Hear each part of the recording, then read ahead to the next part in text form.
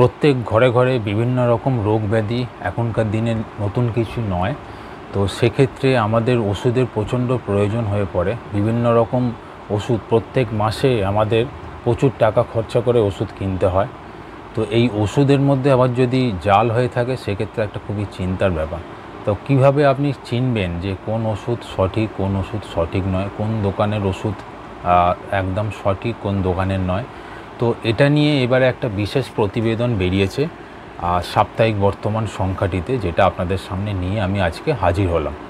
তো এই সাপ্তাহিক বর্তমান প্রত্যেক সপ্তাহে একটা করে বেরোয়। আপনারা অলরেডি জানেন, আমার চ্যানেল যারা নিয়মিত দেখছেন তারা তো জানেনই, আর যারা কেনেন তারা তো অবশ্যই জানেন যে 10 টাকা মাত্র দাম। আর হচ্ছে বর্তমান প্রকাশনার এটি পত্রিকা, সপ্তাহে সপ্তাহে প্রকাশ হয়, এক এক সপ্তাহে এক এক রকম প্রচ্ছদ নিবন্ধের মাধ্যমে হাজির হয়। কম দামের মধ্যে খুবই সুন্দর পত্রিকা, একটা সংগ্রহ অবশ্যই করতে পারেন। আমার চ্যানেলে রিভিউ পেয়ে যাবেন। প্রত্যেক সপ্তাহে আমি সাপ্তাহিক বর্তমানের রিভিউ নিয়ে আসি, আপনাদের সামনে তুলে ধরি, যাতে যদি পছন্দ হয় আপনারা সংগ্রহ করতে পারবেন বইটি।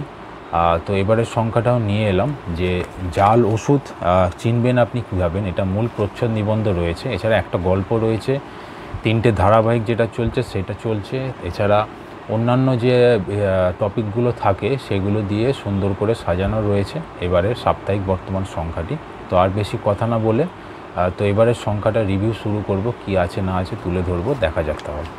সাপ্তাহিক বর্তমান 26শে এপ্রিল 2025 সংখ্যা এটা। দাম মাত্র 10 টাকা। দেখতে পাচ্ছেন, জাল ওষুধ চিনবেন কীভাবে, সব দোকানের ওষুধ কি বিশ্বাসযোগ্য? তো এই নিয়ে এবারের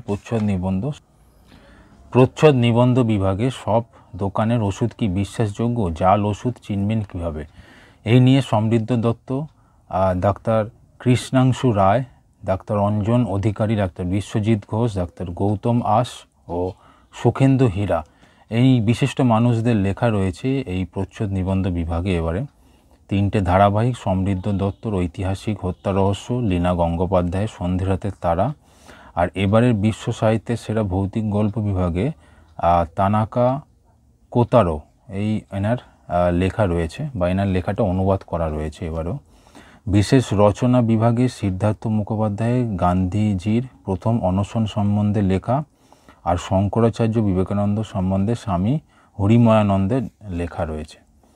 গল্প একটি রয়েছে নতুন অধ্যায় রিভু চট্টোপাধ্যায়ের। সাম্প্রতিক বিভাগে ট্যারিফ শব্দের ইতিকথা নিয়ে মৃণালকান্তি দাসের লেখা রয়েছে। আর ভ্রমণ বিভাগে এবারে অরিন্দম ঘোষের বাঙালিয়ানার নস্টালজিয়ার খোঁজে এবং চুনার ও বিন্ধ্যাচল নিয়ে সোমনাথ মজুমদারের লেখা রয়েছে।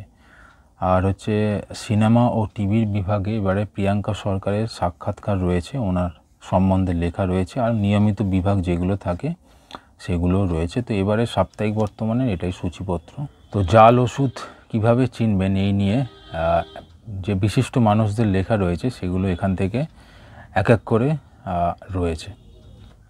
সন্ধে রাতের তারা লীনা গঙ্গোপাধ্যায়ের ধারাবাহিক 18 নম্বর পর্ব। এবারে ঐতিহাসিক হত্যা রহস্য 19 নম্বর পর্ব, সমৃদ্ধ দত্তর। এবারে একটি যে গল্প রয়েছে নতুন অধ্যায় রিভু চট্টোপাধ্যায়ের লেখা। বিশ্ব সাহিত্যের সেরা ভৌতিক গল্প বিভাগে ধারাবাহিক এটিও।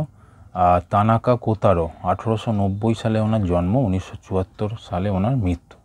জাপানি ঔপন্যাসিক, সাংবাদিক, আর লোককথা সংগ্রাহক এবং চীনা ভাষা থেকে জাপানি ভাষার অনুবাদক। এবারের সংখ্যাটাতেও উৎপল দাশগুপ্তই অনুবাদ করেছেন, উনি করছেন প্রত্যেক সংখ্যাটিতে। তো এবারের যে গল্পটা সেটা হচ্ছে লণ্ঠন।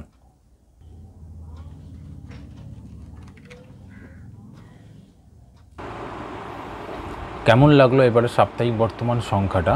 যদি পছন্দ হয় অবশ্যই সংগ্রহ করুন, বাড়িতে একটা রেখে দিন, খুবই প্রয়োজনের এবারের সংখ্যাটা।